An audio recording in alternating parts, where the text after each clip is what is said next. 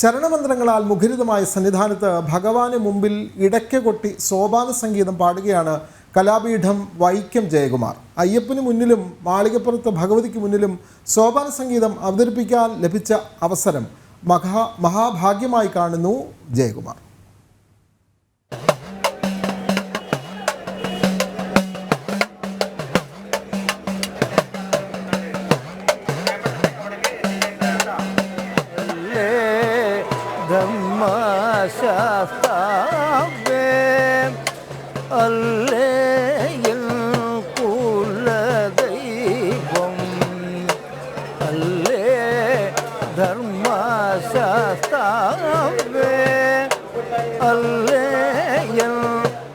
വൈക്കം ജയകുമാറിന്റെ ശംഖനാദം കേട്ടാണ് പൊന്നമ്പല നട തുറക്കുന്നത്.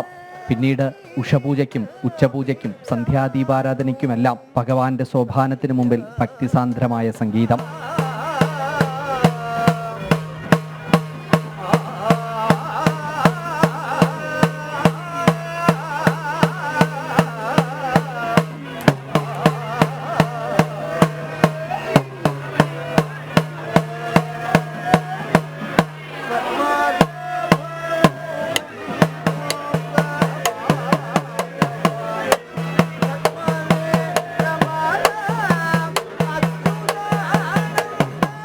പൂജയ്ക്ക് ഓരോ ധ്യാനമുണ്ട്. ധ്യാനം ഇപ്പോൾ ഓരോ പൂജയ്ക്കും അതിൻ്റെ ധ്യാനം വെച്ചിട്ടുണ്ട്.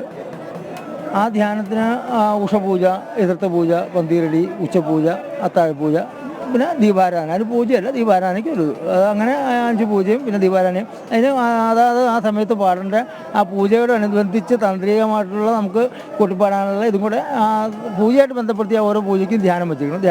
ധ്യാനി പാടുന്നു. അയ്യപ്പന് മുമ്പിൽ മഹാദേവന്റെയും കൃഷ്ണന്റെയും കീർത്തനങ്ങളും അഷ്ടപതിയും ആലപിക്കാമെങ്കിലും ബുധനും ശനിയും അയ്യപ്പന്റെ കീർത്തനങ്ങൾ പ്രത്യേകമായി ആലപിക്കും. എല്ലാവരുടെയും അനുഗ്രഹത്താൽ ലഭിച്ച അവസരം ഭാഗ്യമായി കരുതുന്നുവെന്നും ജയകുമാർ. ഏത് ക്ഷേത്രത്തിലും നമ്മൾ സോപാനത്തിൽ ഭഗവാനോട് അടുത്ത് നിന്ന് ഒരു പൂജ കൂട്ടി പാടുമ്പോൾ അതിൻ്റെ ഒരു പ്രത്യേക അനുഭൂതി അത് പറഞ്ഞറിയിക്കാനിരിക്കുമല്ലോ. നമുക്കൊരു സന്തോഷം. അത് പ്രത്യേകിച്ച് ശബരിമല ആകുമ്പോഴത്തേക്കും അതിൻ്റെ ഒരു പ്രത്യേകത ഇതാണല്ലോ.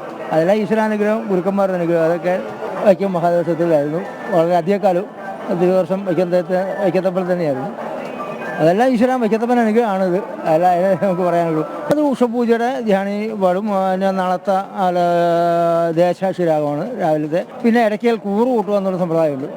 ആ പൂജയ്ക്ക് അനുയോജ്യം. ഓരോ പൂജയ്ക്കും ഓരോ താളത്തിലുള്ള കൂറാണ്. ഇപ്പോൾ രാവിലത്തെ ഊഴം, ത്രിപുര, അല്ലാതെ രൂപവും അങ്ങനെയുള്ള ഓരോ പൂജയ്ക്കും ഓരോ ധ്യാനിക്ക് അങ്ങനെ താളമുണ്ട്. ഓരോ മൂർത്തിയുടെയും ധ്യാനത്തിനനുസരിച്ച് പൂർവികരായി ചിട്ടപ്പെടുത്തിയ രീതിയിലാണ് ഇന്നും സോപാന സംഗീതം പിന്തുടരുന്നത്. 36 വർഷമായി ദേവസ്വം ബോർഡിന്റെ ഭാഗമായിട്ട് ദേവസ്വം ബോർഡിന് കീഴിൽ വൈക്കം മഹാദേവ ക്ഷേത്രം, ഉദയനാപുരം ക്ഷേത്രമടക്കം 6ഓളം ക്ഷേത്രങ്ങളിൽ ജോലി ചെയ്തു. ഈ വർഷത്തെ മകരവിളക്കുത്സവത്തോടെ ജയകുമാർ ശബരിമലയിലെ കാലാവധി പൂർത്തിയാക്കി മലയിറങ്ങും.